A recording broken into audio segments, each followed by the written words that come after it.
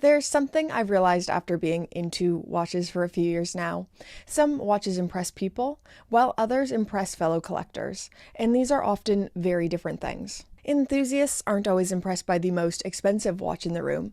It's the choice of a certain watch, if that makes sense. So today, let's talk about the watches enthusiasts secretly respect, the watches that say, I know what I'm doing. I've made an informed decision. We are breaking this video up into 4 categories: humble heroes, smart collector, quiet luxury, and you really know watches and you have insane money. So, needless to say, we'll be covering a wide range of price points.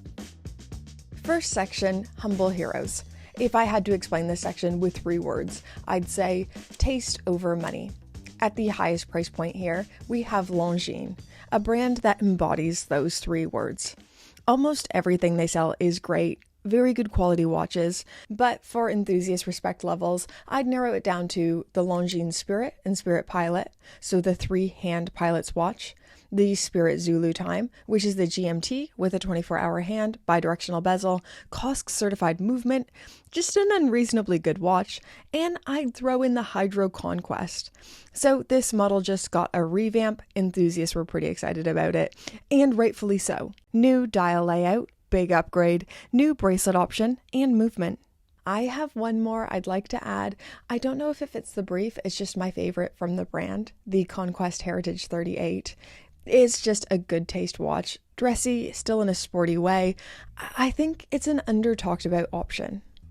Moving on, let's talk about Seiko. I think Seiko is kind of underappreciated sometimes, which is weird to say for such a massive brand that is talked about a lot.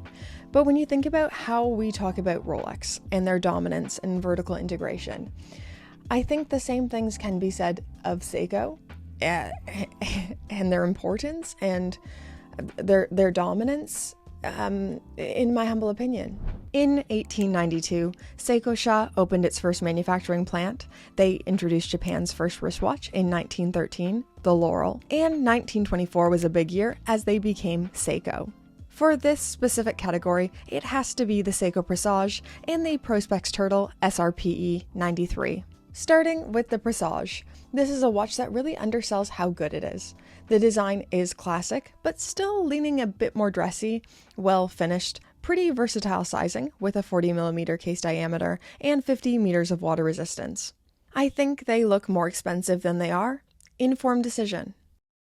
Finally, Casio. And I think this one's going to get me into trouble because I know what I'm supposed to say. I'm supposed to say the reference F91W, but I'm not going to say it. I'm not going to say it because it's too obvious. And at this point, it's not a secret watch that enthusiasts are hoarding to themselves. The watch that belongs here, in my opinion, is the reference AE 1200 or the Casio Royale. The styling of the watch almost looks mechanical, it's durable, retro-futuristic aesthetic, and pretty feature-heavy with the world time, world map, dual time functionality, 100 meters of water resistance, and a 10-year battery life. That is a lot of watch for 60 pounds. Humble hero. Let's keep playing the 3-word game. If I had to define the smart collector category with just 3 words, it would be knowledge over flexing.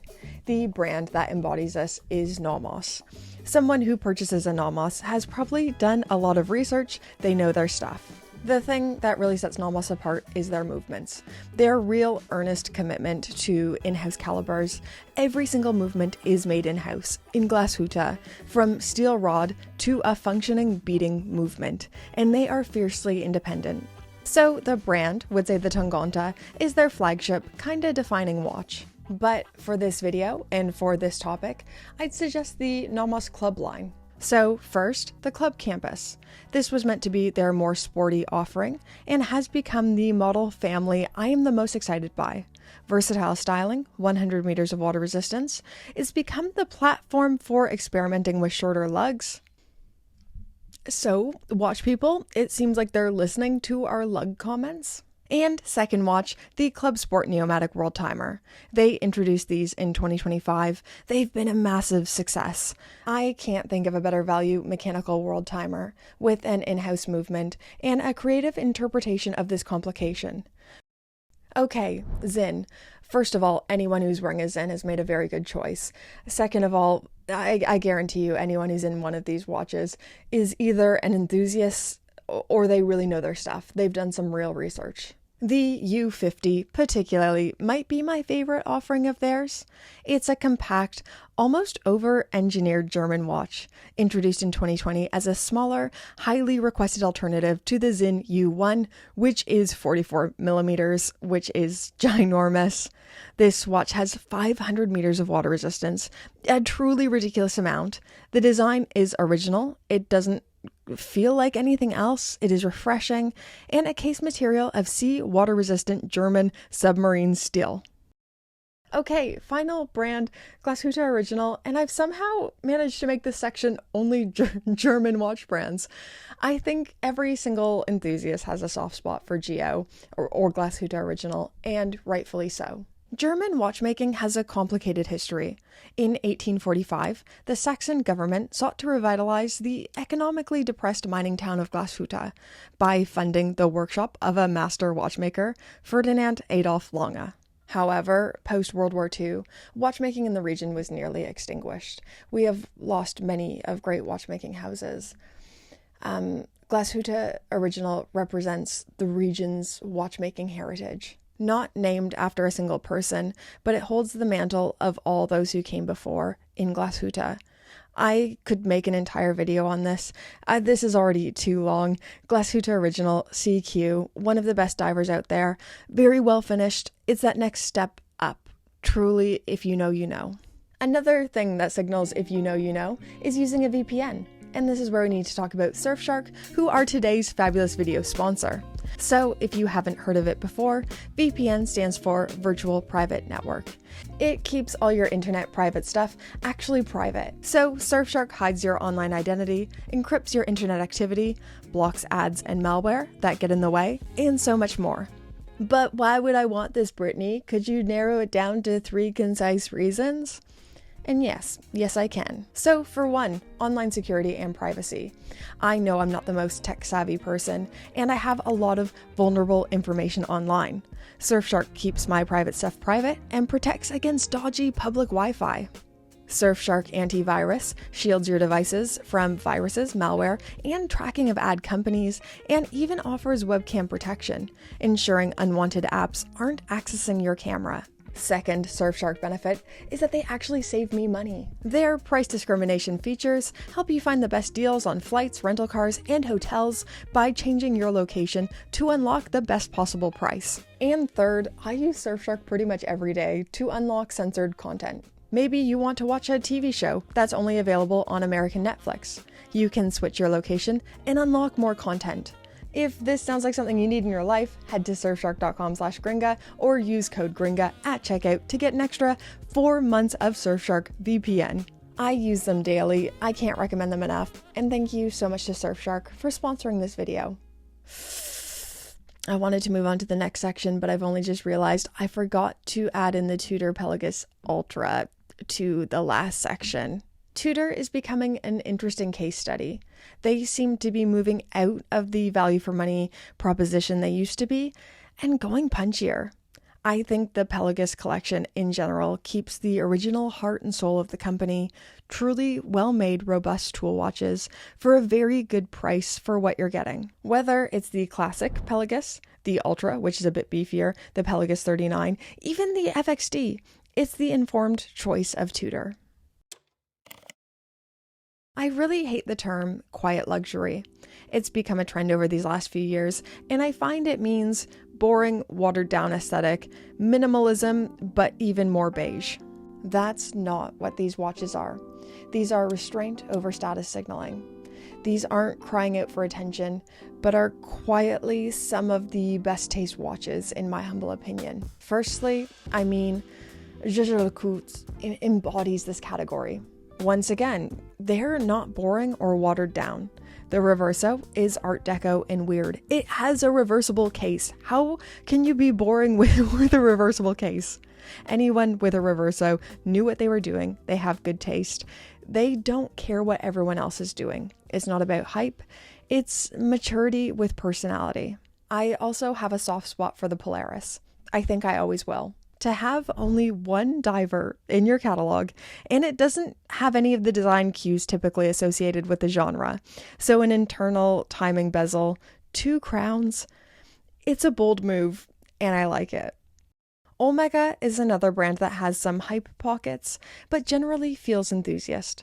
I think the Aquaterra specifically says, I don't need attention, whilst also having an insanely capable watch. I have been kind of critical of Omega in the past, but I think this is one model family they're getting really right. A wide array of sizes, go anywhere, do anything style, but that next step up with 150 meters of water resistance, brushed and polished finishing, feeling a bit dressier. This also seems to be the place where they are experimenting with more movements, from the caliber 8900, which is in the largest sizes, to the newest caliber I can think of, the 8750 and the 30 millimeter variants. Okay, we need to go back to Japan now, and that next step up from Seiko, Grand Seiko. GS is kind of like catnip for watch people. I feel like I'm supposed to say the snowflake for this section, but honestly, anything from Grand Seiko will work. I have a real thing for the Elegance GMT SBGM 221. This is not a person looking for attention. This is someone who quietly has great taste and wants something truly different. So let's talk about Rolex now. I feel like it would be easy to think that Rolex doesn't belong in this video at all, but I think the Explorer 2 makes a lot of sense. This might be the last true tool watch in the Rolex catalog. It's the final model with a functional bezel that isn't ceramic, no polished surfaces. The case is completely brushed. It feels so sporty, built for purpose. It's not trying to be elevated or flashy or the next step up or premium. It's just quietly and humbly doing its job. So these last two brands are moving that next step up in terms of pricing. Vacheron Constantin and Allonga Unzona. To be honest, any watch from either of these brands will get a lot of love and respect from enthusiasts. I think to choose from one of these means an informed purchase took place. And when you're talking 20,000, 30,000 pounds plus on a watch, I should hope a little research went into this. One thing that's kind of weird and awesome about watch collecting is that it attracts people from all different financial backgrounds.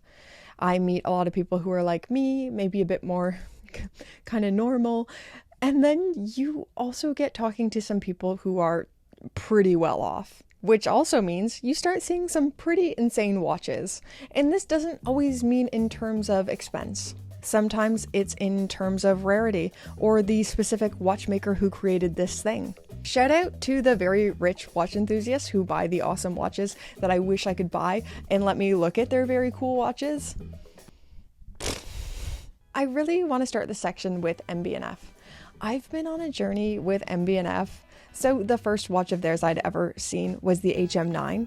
My good friend Paul has one, and I thought it was not for me.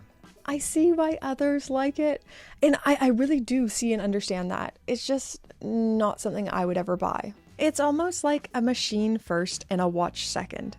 So their HM, or horological machines, are their three-dimensional, kinda weirdo watches inspired by things like space and aerodynamics. Legacy machines are more like these, so they nod to traditional watchmaking and those who came before, but still imagine it in a very 3D way. Let me show you my favorite watch of theirs. So I tried this on recently, and it was the first time I ever thought, maybe I could own an MB&F one day. Maybe I would want to. So it's the SP1, the Special Projects 1. I want to make an entire video on this. It's almost anti-MB&F. It's small for them, 38 millimeters. It's flat, which is very weird. Still a giant balance wheel because it's Max Busser. It is my favorite watch I've tried on this year, and I've tried on a lot of awesome watches. Speaking of MB&F, let's talk about Kari Voutilainen. He's one of the friends of MB&F. Voutilainen is widely regarded as one of the best living watchmakers, arguably the best. His work is marked by exceptional hand finishing. He's one of the few who has mastered both movements and craft dials. If you are ever lucky enough to see one of his watches in the metal, take it in, savor it. It's very rare to see and very awesome. Roger Smith, another runner-up for maybe the greatest living watchmaker. He was the only apprentice to the late Dr. George Daniels, and he is maybe the only watchmaker in the world to build almost every single component of a watch in-house from scratch. He produces 15 to 20 watches per year. They are very expensive, very rare, and very beautiful. He is also a delightful human being. I had the pleasure of meeting him at British Watchmakers in London a few years ago. He is a lovely, gentle, kind presence. Okay, final choice, and there were so many I had in mind for this section. This was actually the section I had the most to think about, but we're gonna lock in Romain Gaultier. Enthusiasts respect Romain Gaultier because the finishing is just on another level. The movement architecture is beautiful, the mechanics feel thoughtful, and there's this sense that everything has been obsessed over. This is independent watchmaking to the highest order, to the highest degree, and the kind of brand that people only discover once they go pretty deep down the rabbit hole. It doesn't say, look how much money I spent. It says, I really care about watchmaking. That's actually the perfect way to describe all of these, and what makes enthusiasts respect a watch. And with that, I will let you fine people escape my voice. Thank you so much for watching. Thank you for watching all the way to the end. Thank you to Surfshark for sponsoring this video. And thank you to the Pope tier patrons. Oh yeah. Put their names on my face. I wanted to say something different than put their names on the screen. That was thinking on my toes, and I don't think I did a great job. Guys, there were so many things I missed for this video. I didn't say Philippe Dufour or Rich Happy. The rich people are gonna be upset. Citizen. Oh no. So I missed a few models, but that's not what this section is for. I'll hear about that in the comments, I'm sure.